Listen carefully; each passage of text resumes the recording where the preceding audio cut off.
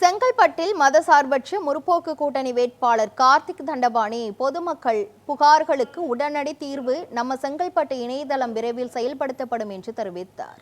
தொடர்ந்து நியூஸ்7 தமிழுக்கு பேட்டியளித்த அவர், இணையதளம் மூலம் மக்கள் தங்களின் புகார்களை பதிவு செய்தால் அவற்றின் மீது உடனடி நடவடிக்கை எடுக்கப்படும் என்றும், கலாய்வு செய்து விரைவில் தீர்வு வழங்கப்படும் என்றும் கூறினார். மேலும் செங்கல்பட்டு தொகுதியில் அரசு மகளிர் கலைக்கல்லூரி அமைப்பது, புதிய பேருந்து நிலையங்களை மேம்படுத்துவது உள்ளிட்ட வளர்ச்சி திட்டங்கள் முன்னுரிமையாக மேற்கொள்ளப்படும் என்றும் தெரிவித்தார். மேலும் பரனூர் சுங்கசாவடி அருகே புதிய பேருந்து நிலையம் விரைவில் பொதுமக்கள் பயன்பாட்டிற்கு திறக்கப்படும் என்றும் அவர் கூறினார்.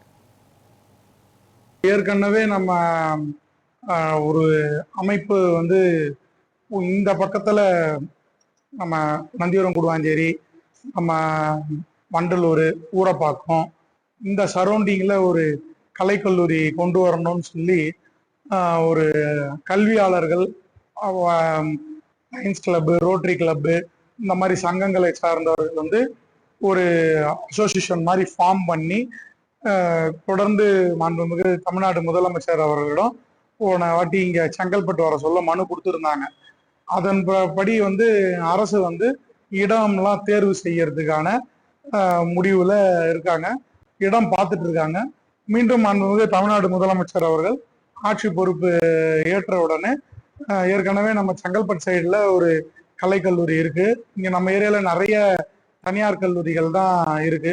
இந்த பக்கத்துல போதிய இடம் இடத்தை தேர்வு செய்த பிறகு இங்க நம்ம வண்டலூர் தாலுகா இதுக்கு உட்பட்ட இடங்கள்ல எங்கேயாவது ஒரு இடம் நல்ல இடமா தேர்வு செய்து பெண்கள் கலைக்கல்லூரி கொண்டு வரலாம். ஏன்னா இங்க பாத்தீங்கன்னா பெண்களுக்கான அரசு கல்லூரி சென்னை தான் போகணும். சென்னைக்கு அடுத்து தனியார் கல்லூரிகள் தான் அதிகமா இருக்கு. நிச்சயம் மாண்புமிகு திராவிட முன்னேற்ற கழகம் ஆட்சி அமைந்தவுடன் முதலமைச்சர் அவர்களுடைய கவனத்திற்கு கொண்டு சென்று நம்ம செங்கல்பட்டு தொகுதியில இன்னொரு அரசு கல்லூரியை கொண்டு வருவதற்கான முயற்சி மேற்கொள்வோம். இல்லை, ஏற்கனவே அதுக்கான நடைமுறை ஸ்டார்ட் பண்ணியாச்சு.